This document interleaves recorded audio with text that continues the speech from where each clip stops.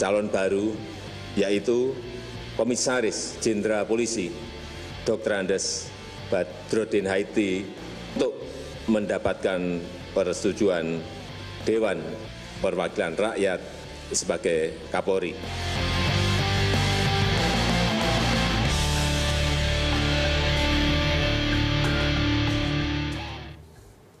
Efek solusi Jokowi, dialog kita lanjutkan masih bersama Wakil Presiden Yusuf Kalla yang saat ini berada di Menteng, Jakarta Pusat. Pak Yusuf Kalla. Ya. Pak Yusuf Kalla, ini kalau kita bicara apa yang terjadi sebetulnya kan ya kita semua berharap ada sinergi, ada harmoni di antara para penegak hukum. Tapi kalau kita melihat apa yang terjadi beberapa hari kebelakang ini kan itu tidak terlihat Pak JK. Faktanya demikian. Kalau misalkan dikatakan bahwa karena ada bukan antar lembaganya, tapi orang-orangnya, tapi orang-orang inilah yang menjaga dan menjalankan lembaga-lembaga itu. Bagaimana supaya ini tidak terjadi lagi ke depan, Pak JK? Ya karena itulah pimpinan itu kita harus perbaiki, ya lebih punya pengalaman, lebih profesional, dan lebih mempunyai track record yang baik. Itu salah satunya. Yang kedua juga masing-masing begitu. Karena kalau memang masalah program, orangnya harus diganti, bukan sistemnya. Artinya orangnya, sistemnya, sistem perekrutannya di awal itu harus lebih baik? Ya, harus lebih baik. Jadi bukan hanya masalah visi misi yang dapat dibuat oleh siapa saja, tapi juga masalah track record, masalah pengalaman, masalah yang wise man, yang seperti itu. Itu jangan bagaimana diandalkan siapa yang baik. Parameternya apa itu Pak kalau kita bicara soal wise man ini? Ya wise man dari track record. Anda tidak bisa lihat wise man daripada masa datang. Apa yang dikerjakan selama ini, apa cukup bijaksana, apa cukup jujur, apa selama ini. Ya. Nah, jadi memang yang begitu harus senior memang. Jadi lepas daripada masalah-masalah dan itu semua hal itu bekerja keras, tidak perlu promosi pribadi kemana-mana, kan gitu. Artinya kalau kita bicara soal track record, ada catatan-catatan. Maaf kalau kita melihat ke belakang lagi nih Pak, ada beberapa misalkan pejabat-pejabat atau petinggi Polri yang punya catatan transaksi yang tidak wajar, mestinya ini track recordnya juga tidak bisa diandalkan dong. Transaksi itu yang tidak wajar kan tergantung alasannya. Jangan hanya orang punya transaksi langsung dianggap salah. Akhirnya semua nanti orang miskin aja bisa jadi pejabat karena tidak ada transaksinya. Ya, Pak JK. Nah ini juga ini terkait. Oke lah kalau di kepolisian kalau tidak ada Kapolri cukup menjadi ada Wakapolri yang menjadi pelaksana tugas gitu. Itu untuk solusi sementaranya. Tapi kalau di KPK ini kita sudah ada 2 kali Pak kejadian apa namanya pimpinan KPK kosong gitu. Apalagi untuk yang saat ini kan terlalu parah.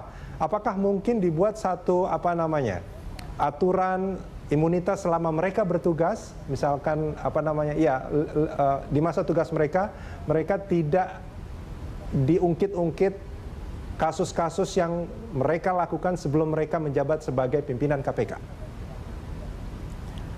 Itu imunitas kan tergantung perbuatan. Kalau semua imunitas nanti makin mengada-ngada pimpinan itu siapapun.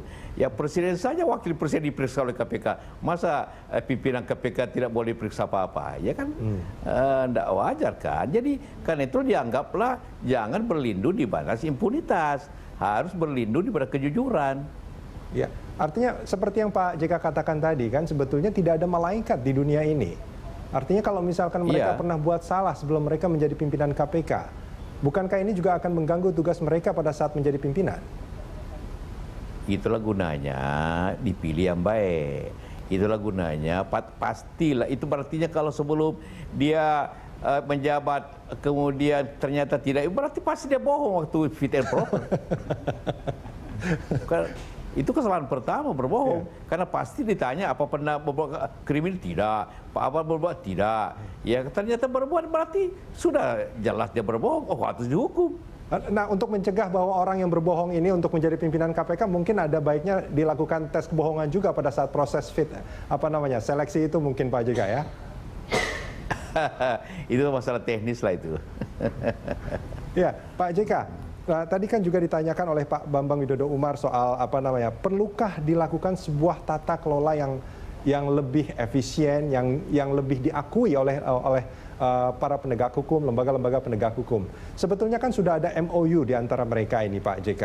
Ini mengapa MOU ini kok nampaknya tidak menjadi solusi landasan untuk mereka menjadi harmoni, Pak JK?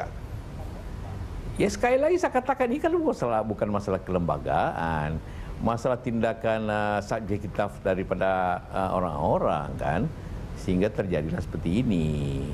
Jadi berapapun MOU yang dibuat, berapa panjang pun, tapi masalah orang per orang bertindak subjektif tidak sesuai dengan etika, itu pasti akan terjadi. Itulah gunanya etika atau aturan internal yang harus dijaga betul. Aturan internal yang harus ditaati. Ya. Aturan internal seperti apa, Pak? Kalau kita bicara soal pimpinan KPK, periode mereka selesai. Tapi kalau di kepolisian itu kan mereka adalah orang yang tumbuh dari bawah gitu.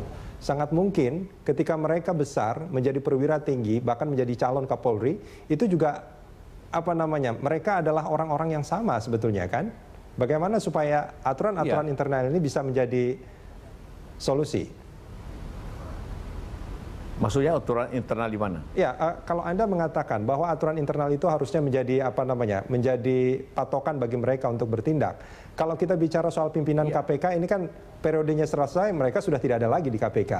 Tapi kalau di internal kepolisian, mereka adalah orang yang hidup dengan aturan internal sejak mereka menjadi polisi dari awal gitu. Nah, kalau misalkan ada beberapa, ya silakan Pak JK.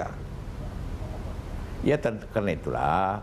KPK saya kira aturan internalnya sangat ketat. Saya tahu itu mereka itu dia kasih minum saja tidak mau, gimana caranya kalau begitu, contoh seperti itu kan.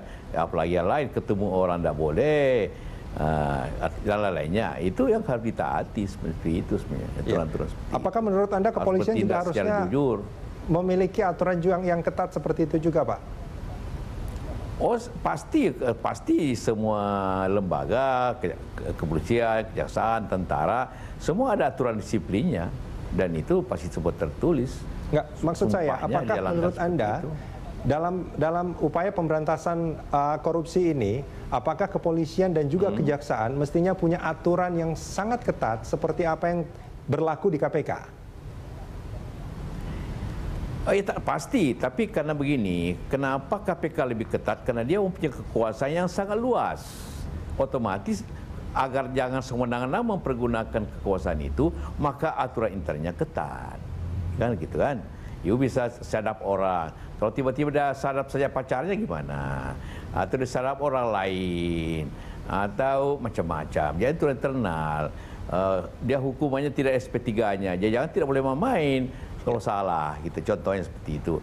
Dia mempunyai kekuasaan lebih, otomatis aturannya harus lebih daripada yang lain, kan begitu kalau KPK kalau menurut yang lain. Pak JK, kalau menurut Anda adalah aturan itu menjadi salah satu solusi supaya penegak hukum kita menjadi lebih baik, apakah itu juga harus diterapkan kepada penegak hukum yang lain sehingga mereka juga harus diberikan kekuasaan yang lebih juga seperti yang dimiliki oleh KPK? Atau bagaimana menurut Anda? Ya justru KPK kan mempunyai kekhususan, mempunyai tugas ad hoc yang jelas dan keras.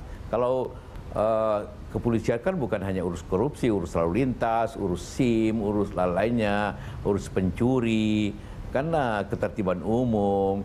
Jadi tentu berbeda seperti itu aturan-aturan disiplinnya kan. Oke, baik Pak Yusuf Kalla. Terima kasih Pak sudah bersama kami di Breaking News Berita 1 News Channel. Terima kasih, sama-sama.